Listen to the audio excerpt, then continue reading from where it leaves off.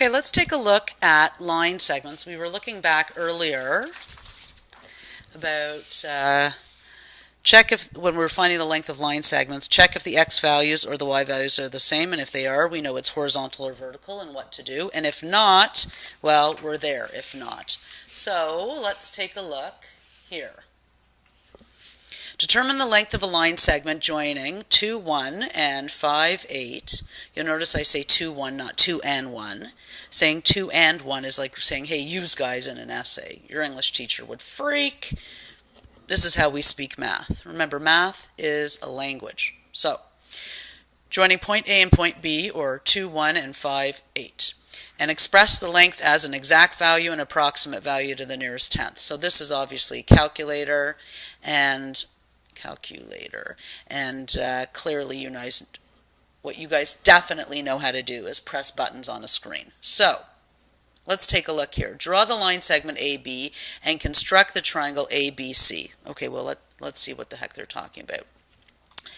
2, 1. So if this is 0, 0, where the x and the y axes meet, then this is 2, 1. If I have to give it some scaling. I have to give at least one number on the x and y axis, so I know if every tick is, like, is this 1, 2, is this 2, 4, is this half 1, 1 and a half, 2? You have to give some measurement on each axis. So that's point A there. Point B is 5, 8, 2, 4, 6, 8. Let me just be sure. 1, 2, 3, 4, 5. 1, 2, 3, 4, 5, 6, 7, 8. That's point B. So now what I need to do is draw line segment AB, and now I need to construct triangle ABC. So what they're asking me to do is, here's what the situation is. We now want to find the length of a line segment that is not vertical or horizontal, and because it isn't, we can't count. The way we could count it from here to here is 1, 2. We can't count. It's on an angle. So we need to now draw down to where A is and over to where B is. So we have a right-angled triangle and call that point C. Now, we can calculate the length of AC really easily. 1, 2, 3. Not so much work there. And of course the length of BC, 1, 2, 3, 4, 5, 6, 7. Of course, we know that we could have done the subtraction that I showed you in a previous video. 8 minus 1 is 7, and 5 minus 2 is 3. Okay. Now, what we're going to do is we're going to use Pythagorean theorem to find this length. Because we now have a triangle like this. I'm going to draw it here in case the grid is hard to look at. This is 3, this is 7, and this is a right-angled triangle. And we know that for any right-angled triangle, we know that if this is A, and this is B, and this is C, that A squared plus B squared equals C squared. That's Pythagorean theorem. Oops, but I didn't write the square. There we go. So now what we're going to do is we're going to plug in what we know, which is A, 3, and B, 7, and we're going to solve for C. So let's do that. We've got 3 squared is 9, and 7 squared is 49, and this is C squared. And then we've got this plus this is 58, C squared. Now, 58 is not a perfect square, as you know. No number times itself, that's a whole number.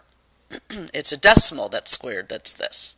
So let's figure out in our head what number this is what two numbers that are whole rounded off numbers this is in between. So we know that 49 is 7 squared, 8 squared is 64. So this is some decimal between 7 and 8. Okay? It is really important for you to be able to think like that. I don't know exactly what it is. It's between 7 and 8. Okay? Now, how can you find out if it's closer to 7 or closer to 8? in your head without using a calculator. Well, here's 49, here's 64, and here's 58 on a number line, right?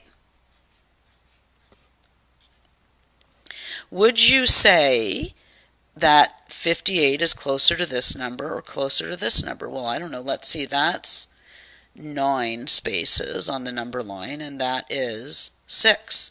So if 58 is closer to 64, then that means that this square root is going, the square root of 58 is going to be closer to 8 than it is to 7. Okay?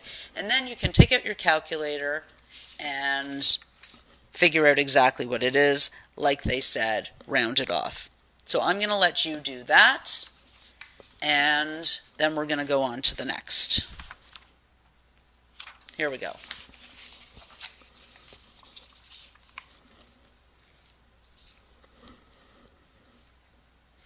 Now we're going to look at a formula. Okay, so we just did this, right? We had the 0.21, and then we had the point, what the heck was it again? I can't remember already. 58. And we saw that if we drew this across and down, we made a point C, we could use Pythagorean theorem. Okay? So the difference between these 2 points, if this is, let's say, let's go back here for a second. I think it'll be easier to see this. The difference between 5 and 2 is 3. But the way you would do it with subtracting would be you would take this x value and you would subtract this x value to get it, right? Likewise, if this is an 8 and this is a 1, we know if we count we have 7. But if we didn't have these numbers, we know that whatever this y value is, if we subtract this y value, right? We take this y value and subtract that y value, or take this x value and subtract that x value, we get these values. So we're subtracting the y values here and subtracting the x values here. So now let's get back to this. So here we have, we're going to subtract, this length is therefore this minus this, a subtraction of the x values, that's this length, and this length is going to be a subtraction of the y values. So if that's the case, and this is the line, let's call it L for the length of the line, then this x value squared plus this y value squared is going to equal the length of the line squared. And if we want to know what the length of the line is, what we did in the last question was we took the square root of both sides to see what the actual length C was. We had to take the square root, and then we knew exactly what it was when we punched it into our calculator for precision. And for approximation, we just did that in between 7 and 8, but closer to 8 business. So then we're going to have to find the length, we're going to have to take the square root of both sides, which is a big square root of this. And guess what? That is the formula for finding the length of a line segment. Now, this does work with vertical and horizontal lines, but you don't need to bother because you can just count. So if that's the case, then let's find the length of the line segment joining these two guys. All right, let's see. Length equals big square root of the differences of x squared plus the differences of y squared. Again, if you find it easier or helpful to write out these above the numbers, go for it. And then you have a big square root of x2 is -2, x1 is 2, y2 is 1, and y1 is 3. -2 and -2 is -4. 1 minus 3 is -2. -4 times -4 is 16. 2 times 2 is 4. So that's root 20. Now, you have learned previously how to make mixed radicals and entire radicals back and forth, how to translate back and forth. In case you haven't, I'll make a very short video, but in the meantime, this is what we have. Now, just like we did before, this is going to be in between.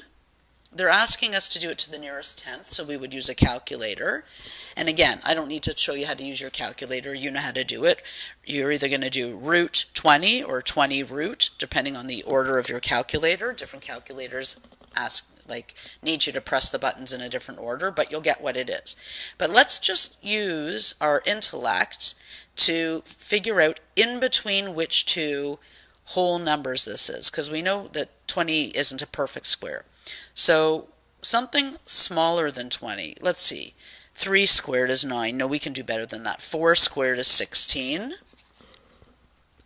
And 5 squared is 25. Okay, so 20 is in the middle of 20 and 25. In fact, it's almost right smack in the middle, but a tiny bit closer to 16.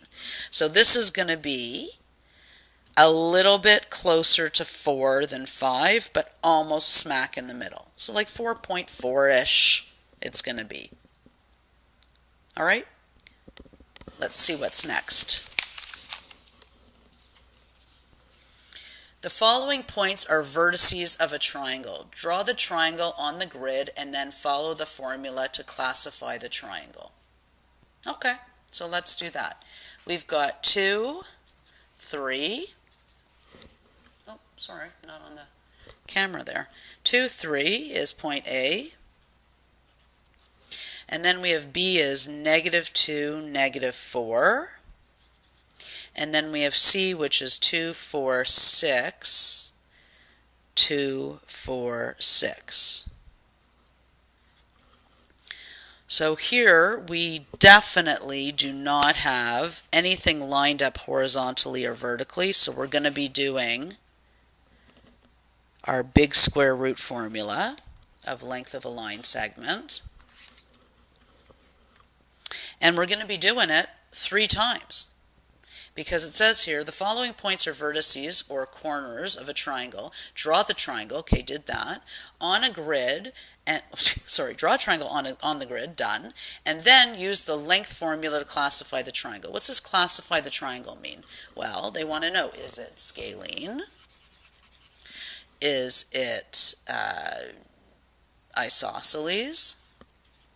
ISOSCELES, or is it equilateral? So, this is what we need to find out. This means none of the sides are the same. None of the sides are equal. This means that 2 sides are equal. I'll just put sides here. And this means all 3. As you can see, writing and speaking and thinking at the same time are not my forte, but I'm managing. 3 sides are equal. So what you're going to do now is you're going to do this length formula for these 2, for these 2, and for these 2, and then you'll know if it's this, this, or this.